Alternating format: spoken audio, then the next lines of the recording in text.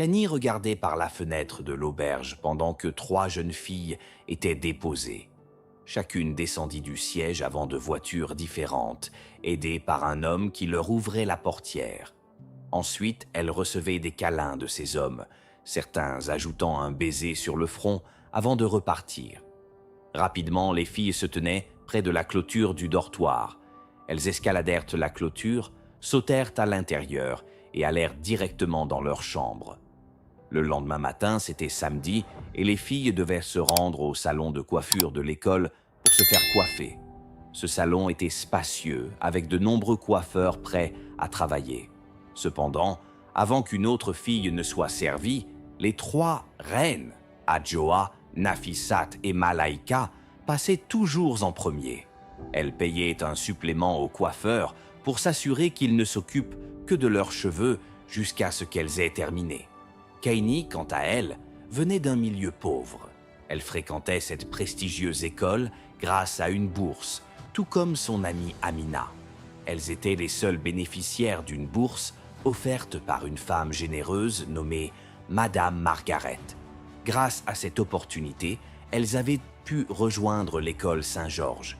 Mais vivre à Saint-Georges impliquait des dépenses supplémentaires. Pour économiser, Kaini et Amina se coiffaient mutuellement, se contentant de simples tresses. Leur argent de poche n'était même pas suffisant pour se payer des repas supplémentaires, encore moins des séances coûteuses au salon. Après avoir fini de coiffer leurs cheveux, elles se rendirent au dortoir.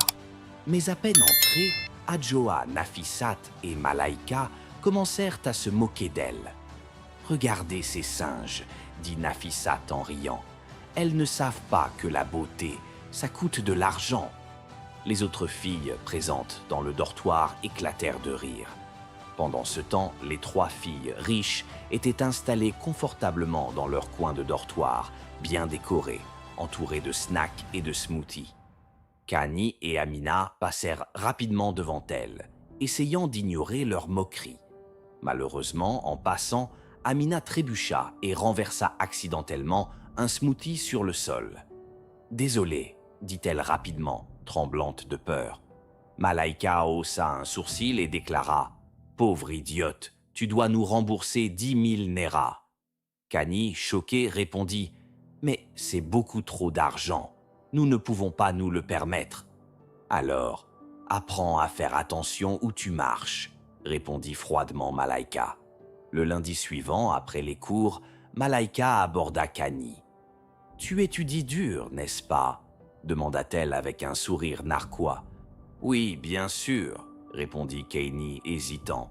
« Nous avons une soirée prévue pour le week-end prochain. Si tu viens avec nous, tu pourras t'intégrer à notre groupe. C'est une opportunité que beaucoup de filles aimeraient avoir, » ajouta-t-elle. Kani hésita, mais l'idée d'être acceptée par les filles populaires de l'école était tentante. Ce soir-là, on envoya à Kani du poisson grillé et un smoothie. Elle mangea avec joie, se disant que c'était un avant-goût d'une vie meilleure. Malaika lui expliqua qu'elles avaient beaucoup de liberté grâce à l'influence de leurs parents. Après quelques jours de réflexion, Kani accepta finalement leur invitation. Lors de la soirée, Kani découvrit une vie de luxe à laquelle elle n'avait jamais goûté auparavant. Mais au fond d'elle-même, elle se rappelait les conseils de sa mère, éviter les mauvaises fréquentations et se concentrer sur ses études. Malheureusement, l'attrait de cette vie et la pression de ses nouvelles amies la firent céder. Au fil du temps, Kani adopta leur style de vie. Elle accepta des cadeaux coûteux, dont un iPhone, et participa régulièrement à des soirées en dehors de l'école. Elle s'éloigna progressivement de son amie Amina et négligea ses études. Mais tout bascula lorsque Kani réalisa qu'elle était enceinte. Elle tenta de résoudre le problème seule, utilisant des pilules abortives qu'elle avait achetées clandestinement. Mais cela ne fonctionna pas.